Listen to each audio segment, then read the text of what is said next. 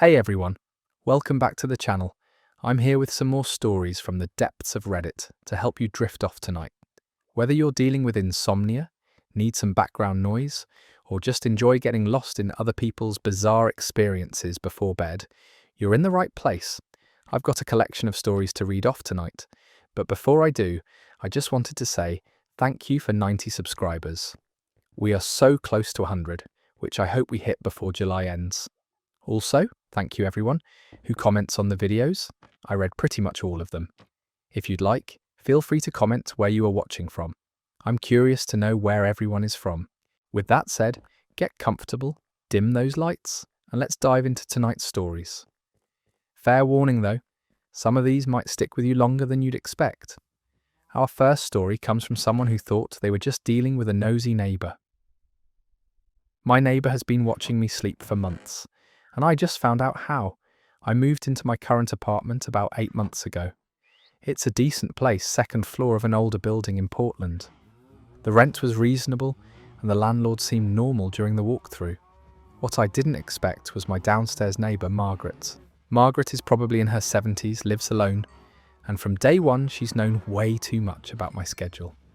At first I thought it was just coincidence. She'd be checking her mail right when I got home from work.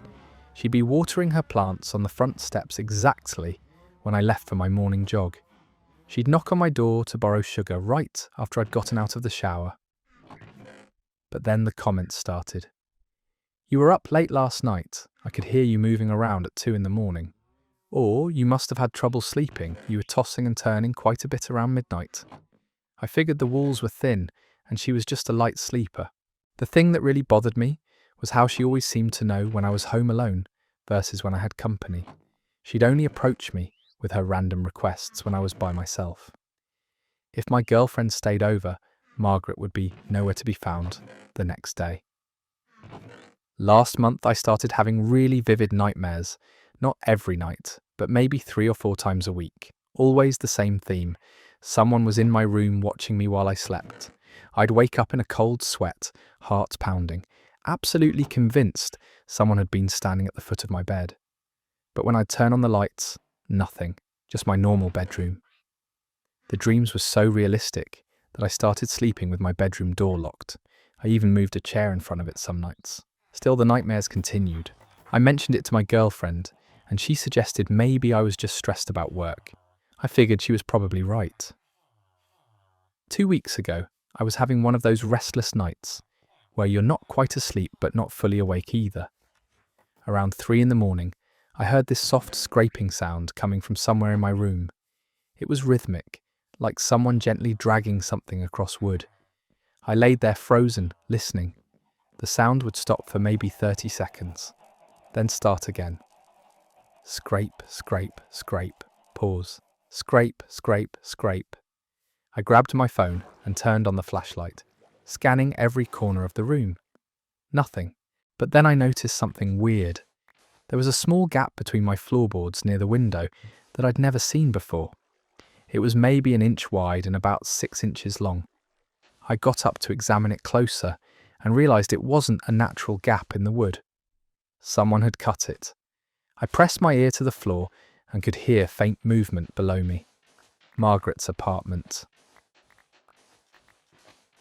The next morning I called my landlord and told him about the gap in my floor. He seemed genuinely surprised and said he'd come take a look. When he arrived, he brought tools and started prying up the floorboard near my window. What we found underneath made my stomach drop. Someone had drilled a hole straight through the floor into Margaret's ceiling. The hole was maybe 2 inches in diameter and had been carefully concealed with a piece of wood that could slide back and forth. When we moved the wood aside, we could see directly into Margaret's living room. But that wasn't the worst part.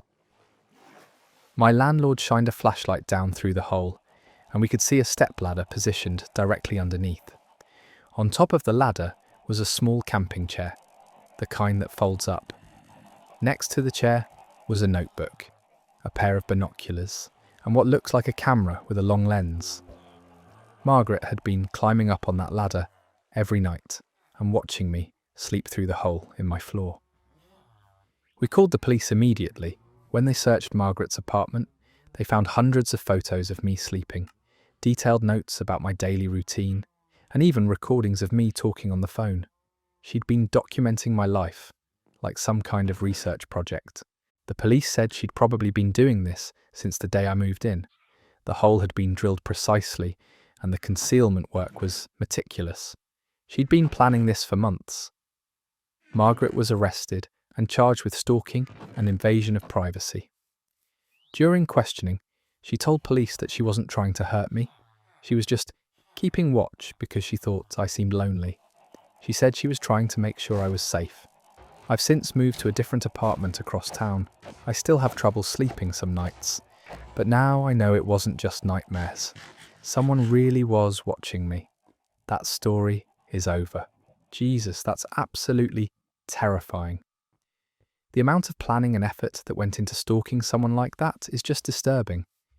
I can't imagine how violated that person must have felt discovering all those photos and notes. Moving on to our next tale, this one comes from someone who thought they were just dealing with a glitchy phone. My phone keeps getting texts from my own number, and I'm starting to freak out. This started about 3 weeks ago. I was at work when my phone buzzed with a text message. When I looked at it, the message was from my own phone number. The text just said, "Check your back seat." I figured it was some kind of spam or glitch. I get weird messages sometimes, usually trying to sell me something or get me to click on suspicious links. But this was different because it was coming from my actual number, not some random digits. I ignored it and went back to work.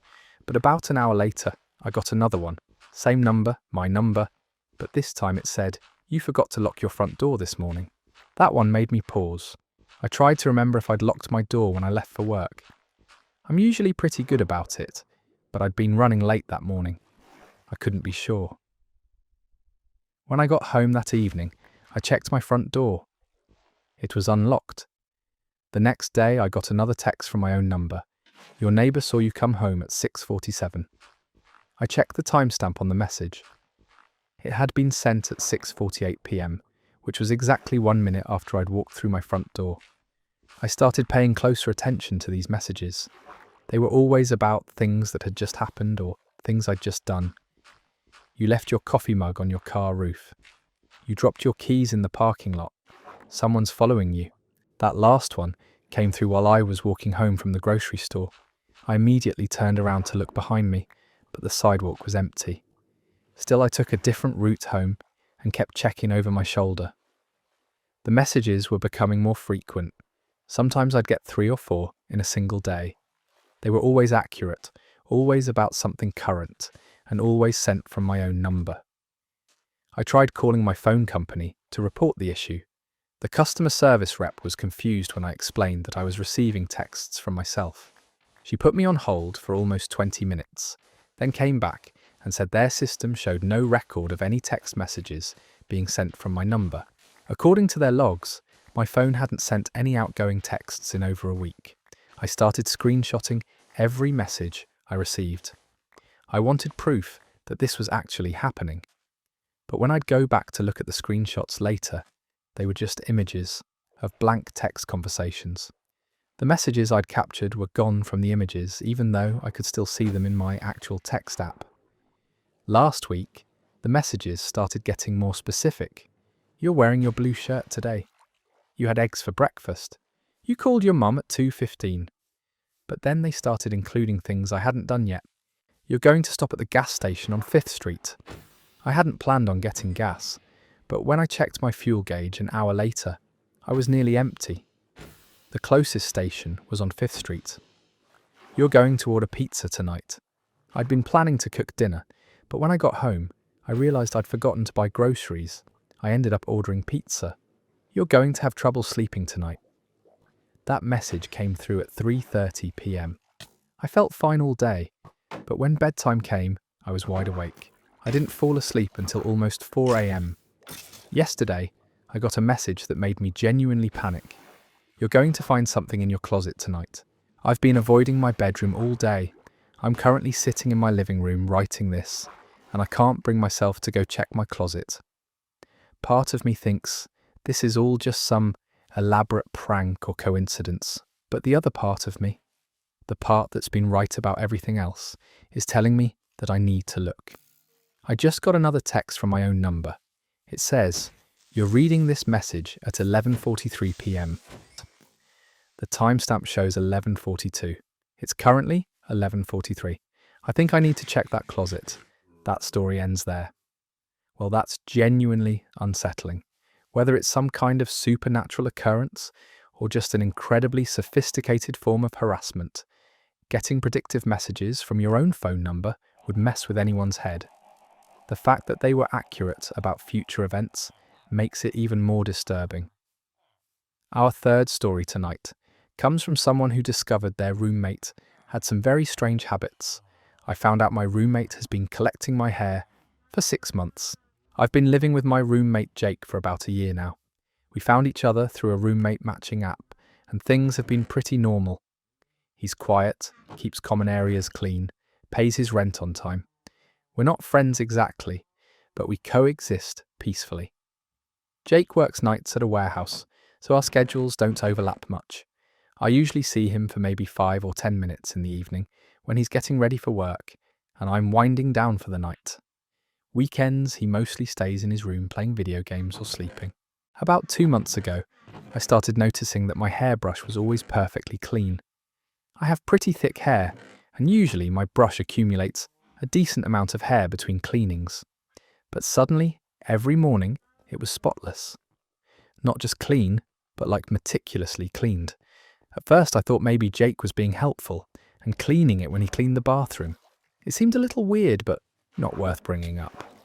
I actually appreciated not having to deal with it myself. Then I noticed the same thing with my shower drain. I have long hair, and it tends to clog drains pretty quickly. I'm usually fishing hair out of the drain every few days, but the drain stayed completely clear for weeks. I mentioned it to my girlfriend when she stayed over one weekend. She thought it was sweet that my roommate was being so considerate. "Maybe he's just really neat," she said. I agreed, but something about it still felt off. A few weeks later, I was doing laundry and grabbed a load of towels from the bathroom. When I pulled them out of the hamper, I noticed they were completely free of hair. Usually when I wash towels, I have to clean lint and hair out of the lint trap afterward. This time, nothing. That's when I started paying closer attention. I began checking my hairbrush before bed, and again in the morning. Sure enough, any hair that accumulated during the day would be gone. By morning, same with the shower drain, same with my pillowcase. Someone was systematically removing every trace of my hair from the apartment. Last weekend, Jake left for work but came back about an hour later, saying he'd forgotten something. I was in my room and heard him go into the bathroom, then leave again. After his footsteps faded down the hallway, I went to check the bathroom. My hairbrush, which had been full of hair when I'd used it an hour earlier, was completely clean. I decided I needed to figure out what was going on. Yesterday, I set up a small camera in the bathroom, hidden behind some toiletries on the counter. I made sure to leave plenty of hair in my brush before I went to bed. When I checked the footage this morning, I saw Jake enter the bathroom around 3 a.m. with a small plastic bag and what looked like tweezers. He spent almost 15 minutes carefully removing every single hair from my brush, placing each one individually into the bag. Then he moved to the shower and used the tweezers to extract hair from the drain. But that wasn't all. The camera caught him going through the bathroom trash, pulling out tissues I'd thrown away and examining them closely. If he found any hair, it went into the bag. I was disturbed but curious. Where was he putting all this hair? I waited until he left for work that evening, then searched his room. I found the hair in his closet. All of it, organised in labelled plastic bags by date, going back 6 months. There were dozens of bags, each one containing what looked like every strand of hair I'd lost since we'd been living together. But it gets weirder. Next to the bags was a notebook filled with detailed observations about my hair, colour variations, thickness, length measurements. He'd been documenting everything like some kind of scientific study. On the last page of the notebook, he'd written, "Collection complete soon. Ready for next phase." I have no idea what the next phase is supposed to be, and I don't want to find out. I'm moving out this weekend and I haven't told Jake. I'm just going to pack my stuff while he's at work and leave. The whole thing has me completely creeped out. I keep thinking about him sneaking around the apartment at night, collecting pieces of me while I slept. I don't know if this is some kind of weird fetish or something more sinister, but I'm not sticking around to find out. I did take photos of everything I found in his room as evidence, just in case I need to involve police later. But for now, I just want to get as far away from this situation as possible. And that story comes to an end. That is absolutely skin-crawling behaviour. The methodical collection and documentation makes it feel like the setup for something much worse. Smart move getting out of there immediately, rather than confronting someone who's clearly been obsessing over you for months. Let's move into our next story, which comes from someone who started noticing some very odd patterns in their daily routine. Everyone in my neighbourhood has the exact same daily routine, and I think I know why. I moved to Millbrook Heights about 4 months ago. It's one of those newer suburban developments where all the houses look basically identical, but the rent was cheap, and it seemed like a quiet place to start over after my divorce. The first thing I noticed was how punctual everyone was. Every morning at exactly 7:15, I'd see my neighbour across the street, Mr. Chen, leave his house in his blue Honda Civic. At 7:17, the woman 2 doors down would come out to get her newspaper. At 7:20, the guy next to her would start his motorcycle and leave for work.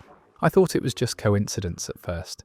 Maybe everyone in the neighbourhood worked similar jobs with similar schedules. But as the weeks went by, I realised it wasn't just similar, it was identical, down to the minute. Every single day, Mr. Chen left at 7:15. Every single day, newspaper lady came out at 7:17, motorcycle guy at 7:20. The pattern never varied, not even on weekends. I started paying closer attention to other neighbours. The family with kids always left their house at 7:45, kids dressed in identical outfits, walking in a perfect line behind their parents. The elderly couple at the end of the street would emerge at 8:30 to walk their small white dog, always turning left at the corner, always returning at exactly 8:55. At first I found it amusing, like living in some kind of suburban clockwork, but then I realised I was falling into the same pattern.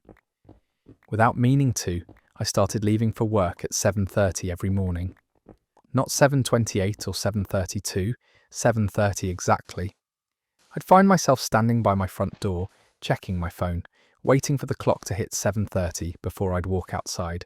When I tried to leave earlier or later, I'd feel this strange anxiety, like I was breaking some unspoken rule. One morning I forced myself to leave at 7:25, but I ended up sitting in my car until 7:30, feeling uncomfortable and wrong until the proper time arrived. The weekend routines were just as rigid. Saturday mornings at 9, everyone would come out to work on their lawns. Not some people, everyone. The entire street would be filled with the sound of lawn mowers starting up simultaneously. At exactly 10:30, the mowers would stop, and everyone would go back inside. Sunday afternoons at 2, people would emerge to wash their cars. Same routine, same timing, every single week. I tried breaking the pattern by staying inside during lawn mowing time. I watched from my window as every single house on the street had someone outside cutting grass except mine. The uniformity was eerie. About halfway through the hour, I started feeling anxious. By 10:15, I couldn't stand it anymore. I went outside and started mowing my lawn. The relief I felt when I joined the routine was immediate and intense, like I'd been holding my breath and could finally exhale. Last month, I decided to test something. I knocked on Mr. Chen's door on a Saturday morning and asked if he wanted to grab coffee. He seemed confused by the request, checking his watch repeatedly. He said he couldn't because it was lawn time, but maybe we could talk at 5:30. I asked why 5:30 specifically. He couldn't give me an answer. He just said that's when people talk to neighbours. So at 5:30, I went back to his house. He was standing on his front porch looking at his watch. The moment it hit 5:30, he smiled and waved me over. We talked for exactly 15 minutes. Pleasant conversation about the weather, how nice the neighbourhood was, general small talk. But at 5:45, he suddenly looked at his watch again and said he needed to go inside. It was time for dinner preparation. I asked him who decided these schedules. He looked at me blankly and said, "No one decided anything." This was just how things worked in Millbrook Heights. That night I couldn't sleep, so I looked out my bedroom window. At around midnight, every single house on the street was dark except for one room in each house. The same room, positioned in the same location, relative to the street.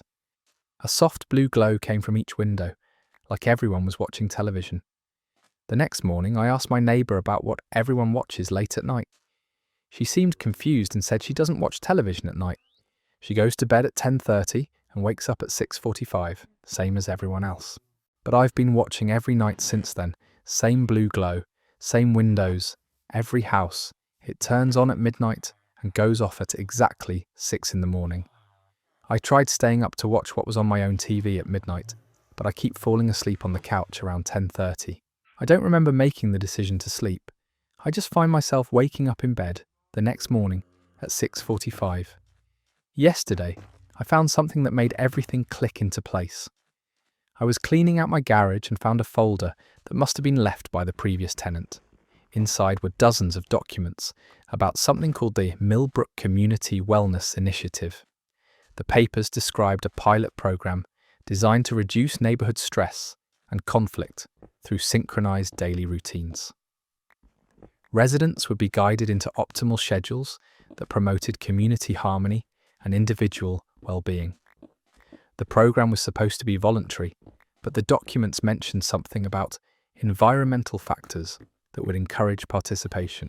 One page had a schedule grid that matched exactly what I'd been observing. 7:15 departure time for Unit 12, which was Mr. Chen's house. 7:17 newspaper retrieval for Unit 8.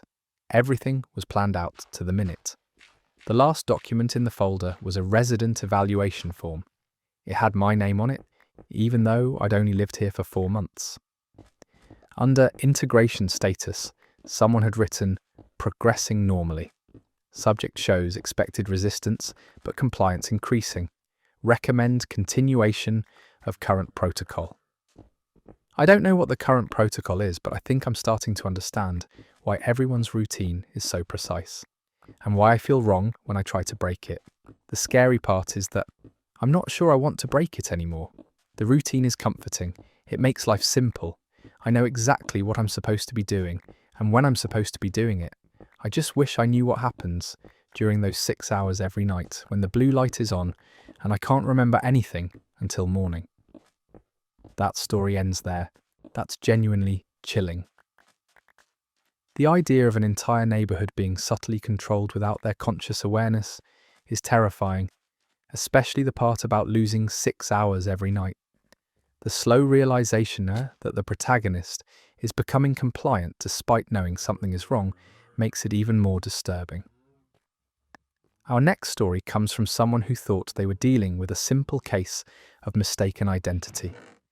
I keep getting phone calls meant for someone who died in my apartment. I moved into my current place about 5 months ago.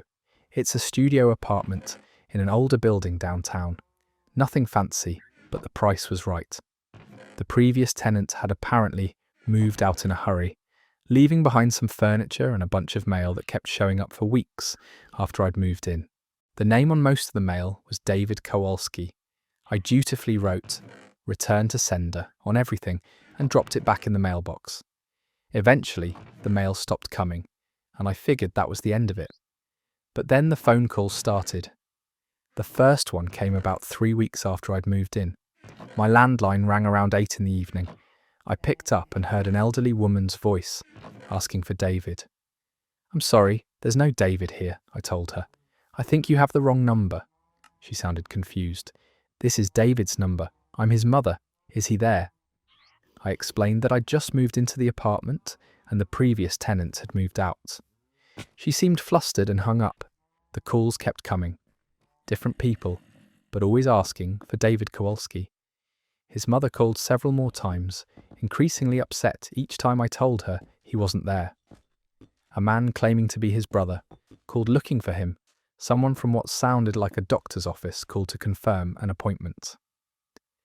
After about a week of this, I decided to call the phone company and see about getting a new number, but when I called, they told me something strange. According to their records, the phone service for my apartment had been disconnected 6 months ago due to non-payment. There was no active service at my address. That didn't make sense because I was clearly receiving and making phone calls. I was talking to them on that very phone line. The customer service representative put me on hold for a long time, then came back and said there must be some kind of system error. She took down my information and said someone would look into it. The calls continued. David's mother called almost daily, sometimes crying, asking where her son was and why he wasn't returning her calls. I started feeling terrible for her, but I didn't know what to tell her beyond the truth. One evening she called and was particularly distressed. She said David had missed his father's funeral and no one had heard from him in months. She begged me to help her find him. I felt awful for this woman. I decided to do some digging online to see if I could find any information about David Kowalski, who used to live at my address. What I found made my stomach drop. David Kowalski had died in my apartment 7 months ago. The obituary was brief but clear. David Michael Kowalski, age 34, found deceased in his residence.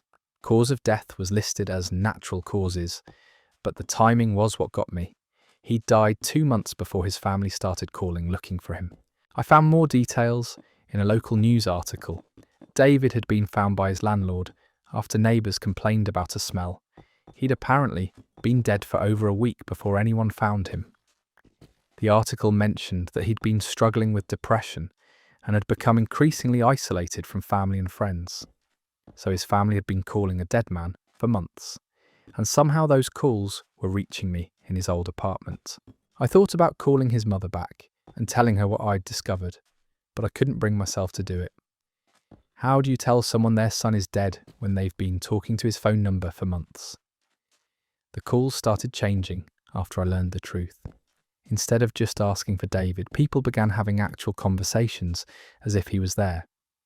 His mother would call and talk for 20 or 30 minutes about her day, about family news, about how much she missed him. She'd pause occasionally, as if listening to responses I couldn't hear, then continue the conversation. His brother called and had what sounded like an argument with someone who wasn't there. He was angry about money David supposedly owed him, getting increasingly heated as he spoke to silence. The strangest call came from a woman who said she was David's ex-girlfriend. She called late at night, crying, apologising for how things had ended between them. She said she knew he couldn't forgive her, but she needed him to know she was sorry. During that call, I heard something that made my blood run cold. While she was talking, I could swear I heard a man's voice in the background, very faint, as if someone was whispering responses to her apologies. I started recording the calls, thinking maybe I was imagining things. When I played them back, most were just one-sided conversations, but on a few recordings, there were sounds I couldn't explain. Breathing that wasn't mine, faint whispers, what sounded like someone moving around the apartment while I was sitting perfectly still. Last week, David's mother called and had the most normal conversation yet. She talked about her garden, about a book she was reading, about plans for Christmas, but at the end of the call, she said something that made me hang up immediately. She said, "I know you can't talk back, David, but I can feel you listening. I'm glad you found a way to stay connected to your phone. I love you, sweetheart." After she hung up, I sat in my apartment in complete silence. That's when I heard it clearly for the first time. Footsteps moving across the floor above me, even though I live on the top floor of the building. I called my landlord the next morning and asked about the previous tenants. He confirmed that David Kowalski had died in the apartment, but he seemed surprised that I knew about it. "I thought the new tenant should know," he said, "but you never asked, so I figured it didn't matter to you." I asked him about the phone service. He said the phone company had never disconnected David's line after he died because no one had requested it. According to him, I'd been using a dead man's active phone service for 5 months, but that contradicted what the phone company had told me about there being no active service. I don't know what to believe anymore. The calls keep coming, and they're getting more frequent. Sometimes, I hear David's mother calling his name through the phone, even when I haven't answered it. Last night, I woke up to the sound of the phone ringing. When I answered, there was no one there, just empty silence. But after I hung up, I could swear I heard someone breathing in the room with me. I'm starting to think David never really left this apartment, and somehow his family's grief is keeping him connected to that phone line, whether he wants to be or not. That story ends there. The concept of grief literally keeping a dead person tethered to their old phone line is both heartbreaking and terrifying. The mother unknowingly having conversations with her deceased son, while the new tenant witnesses, it all creates such an unsettling dynamic between the living and the dead. Moving on to our final story tonight. This one comes from someone who discovered their new job had some very unusual requirements. I got hired as a night security guard, and my boss gave me a list of rules that don't make any sense. I was desperate for work when I found the posting on Craigslist. Night security guard for an office building downtown.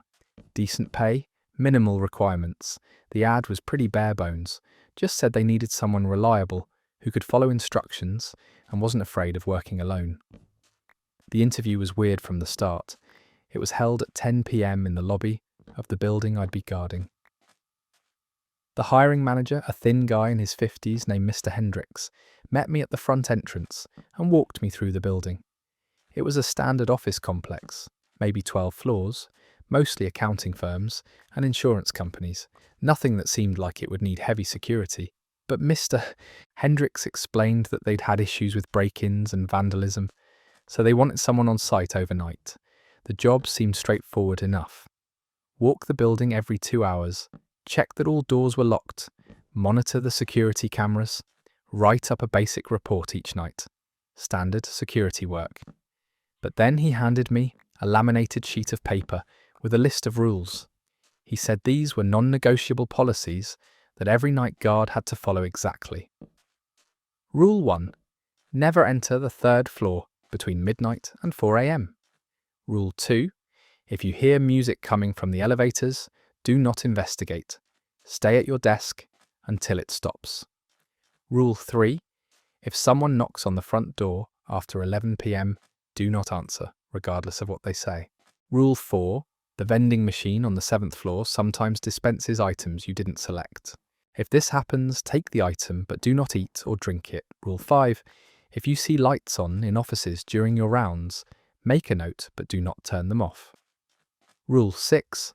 If the phone at the security desk rings more than 3 times in 1 hour, unplug it for the remainder of your shift. Rule 7. Never use the bathroom on the 9th floor. Rule 8. If you encounter anyone in the building who claims to work there, ask for their employee ID. If they cannot produce one, return to the security desk immediately and call the number written at the bottom of this page. I stared at the list, waiting for him to explain or laugh and tell me it was some kind of joke, but he just looked at me seriously and asked if I had any questions. I asked what would happen if I broke one of the rules. He said I'd be fired immediately, no exceptions. I asked why some of these rules existed. He said the previous guards had learned through experience that following them was important for everyone's safety. The pay was good enough that I decided not to ask too many more questions. I needed the job. My first week was completely normal. I walked my rounds, checked doors, watched the security monitors. Nothing unusual happened. I started thinking the rules were just some weird corporate paranoia or maybe left over from a previous security company. But on my 8th night, I learned why rule number 2 existed. I was sitting at the security desk around 1 a.m. when I heard music coming from the elevator bank. It was faint at first, some kind of classical music, maybe a waltz. I figured someone had left their phone in one of the elevators. I got up to check it out, but then I remembered the rule. No investigating elevator music. I sat back down and tried to ignore it. The music got louder. It was definitely coming from the elevators, and it sounded like a full orchestra now. I could hear violins and cellos and what might have been a piano.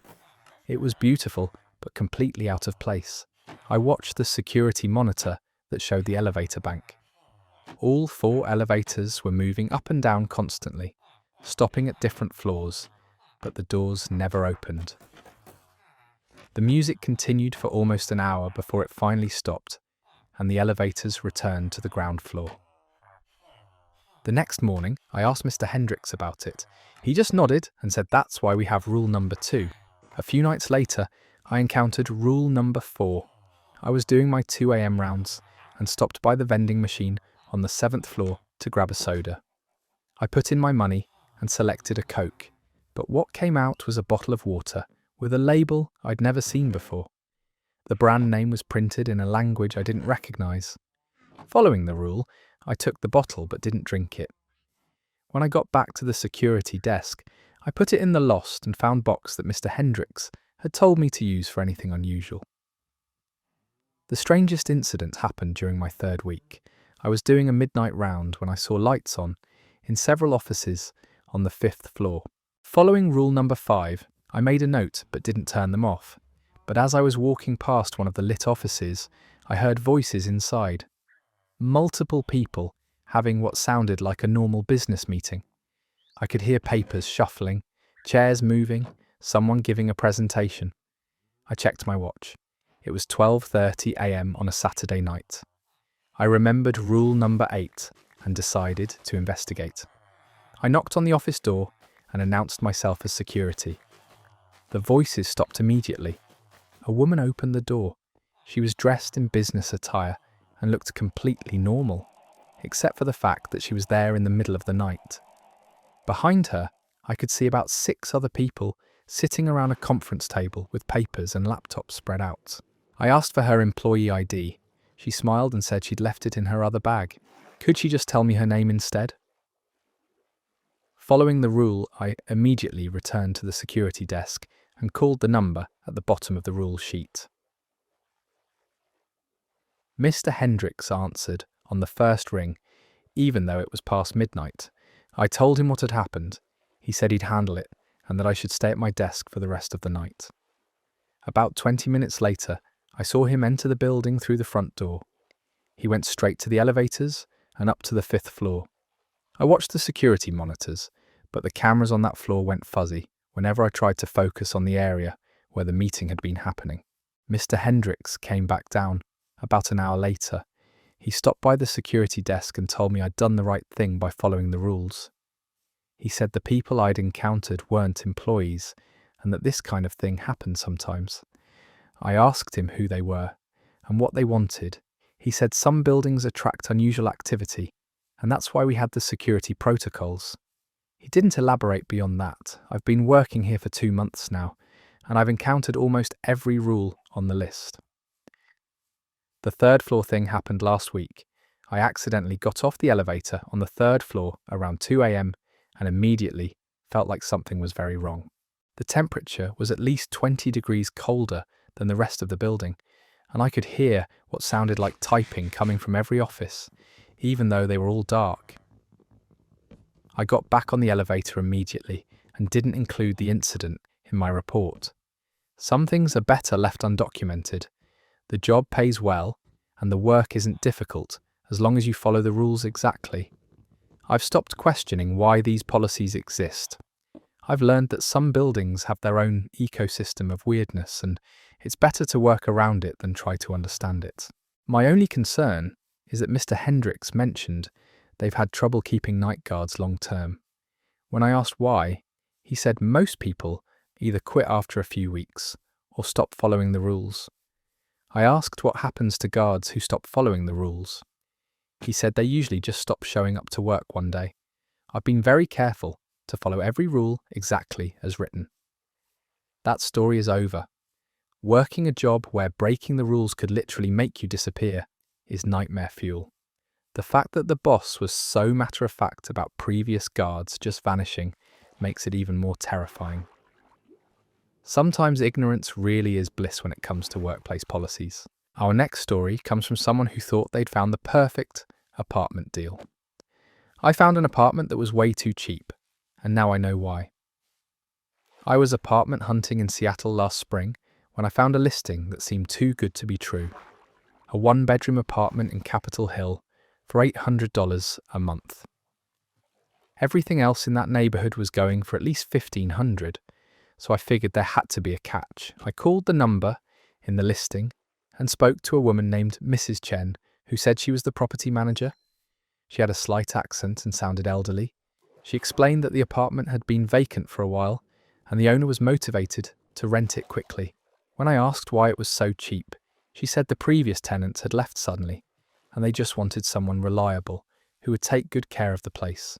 She offered to show it to me that afternoon. The building was older, but well maintained, and the apartment itself was actually really nice. Hardwood floors, updated kitchen, good natural light. The only weird thing was that it came fully furnished. Mrs. Chen explained that the previous tenants had left everything behind, and the owner didn't want to deal with moving it all out. The furniture was decent quality, but had an odd feel to it. Everything was slightly too formal for the space, like it belonged in a much fancier apartment. The bed was perfectly made with hospital corners. The books on the shelves were organised by height rather than subject. Even the clothes in the closet were arranged by colour and season. Mrs. Chen said I could keep anything I wanted and donate the rest. She seemed eager to get the place rented and offered to waive the security deposit if I could move in within a week. I should have been more suspicious, but I needed a place, and the price was impossible to pass up. I signed the lease that day. The first month was completely normal. I gradually replaced the previous tenant's belongings with my own stuff, though I kept some of the nicer pieces. The apartment was quiet, the neighbours were friendly, and I felt like I'd gotten incredibly lucky. But then I started noticing small things that seemed off. Sometimes I'd come home and find items had been moved slightly. A book I'd left on the coffee table would be back on the shelf. A coffee mug I'd left in the sink would be clean and back in the cabinet. At first, I thought I was just forgetting where I'd put things. Then I realised that someone was cleaning my apartment while I was at work. Not just tidying up, but deep cleaning. The floors would be mopped, the bathroom would be spotless, even my laundry would be folded and put away. It was like having an invisible maid service. I called Mrs. Chen to ask if building maintenance had access to my apartment. She seemed confused and said no one should be entering without my permission. She promised to look into it, but the cleaning continued. Every day I'd come home to find my apartment in perfect condition. It was actually kind of nice at first, until I realised someone was also going through my personal belongings. My mail would be sorted and organised on the kitchen counter. My computer files had been reorganised into new folders. Even my phone contacts had been alphabetised and cleaned up, with duplicate entries removed. Someone was living in my apartment during the day while I was at work, and they were methodically organising my entire life. I decided to test this theory by leaving small markers around the apartment before I left for work. A pen placed at a specific angle on my desk, a book open to a particular page, a coffee cup positioned just so on the counter. When I came home, everything had been moved, but more than that, everything had been improved. The pen was now in a proper pen holder, the book was closed and shelved appropriately, the coffee cup was clean and stored away. I set up a hidden camera in my living room to see who was doing this. What I captured on video was not what I expected. It was me, not someone who looks like me, but actually me. Same clothes I'd worn to work that day, same hairstyle, same everything. But this version of me moved differently, more precisely. Every action was deliberate and efficient. I watched myself vacuum the apartment with military precision, organise my bookshelf according to some system I didn't understand, and clean my kitchen until it sparkled. This other me worked for about 6 hours, then sat down on my couch and just stared at the wall until it was time for the real me to come home. Right before I could be heard coming up the stairs, the other me would simply vanish. Not walk out of frame, not hide somewhere, just disappear. I confronted Mrs. Chen with the video. She watched it calmly, then asked if I was happy with the apartment maintenance. I told her this was completely insane and demanded an explanation. She explained that the previous tenant had been very particular about cleanliness and organisation. When he left, some of his habits had remained in the space. She called it residual behaviour and said it was fairly common in older buildings. I asked if she meant the apartment was haunted. She said not exactly haunted, but that some places hold onto the patterns of previous occupants. The cleaning and organising would continue whether I liked it or not. She offered to let me out of the lease with no penalty if I was uncomfortable with the situation. But she also mentioned that most tenants learn to appreciate the arrangement after a while. I decided to stay. The rent was still incredibly cheap, and having a perfectly clean apartment wasn't exactly a hardship. I just had to get used to sharing the space with some kind of echo of the previous tenant. It's been 6 months now, and I've settled into a routine. I leave small messes for my other self to clean up.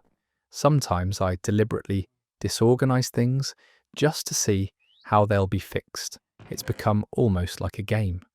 The only rule I've established is that my other self isn't allowed to touch my bedroom. I put a sign on the door that says private, do not enter, and so far it's been respected. I still don't understand exactly what's happening, but I've learned to coexist with whatever force is maintaining my apartment. The rent is still $800 and I have the cleanest place in the city. Sometimes I wonder what happened to the previous tenant and why his habits are still so strong in this space. But Mrs. Chen says some questions are better left unasked, and I'm inclined to agree with her. That story is over. Having a supernatural cleaning service sounds like a dream until you realise there's another version of you methodically going through all your personal belongings. The fact that the previous tenant's obsessive habits literally imprinted on the apartment is both fascinating and deeply unsettling. All right, everyone. We've reached the end of tonight's collection of strange tales from the internet. Whether these stories helped you drift off or kept you wide awake, I hope you found them as intriguing as I did. If you're still listening at this point and enjoyed this journey into the weird corners of human experience, consider subscribing for more content like this. Sweet dreams, and I'll see you in the next one.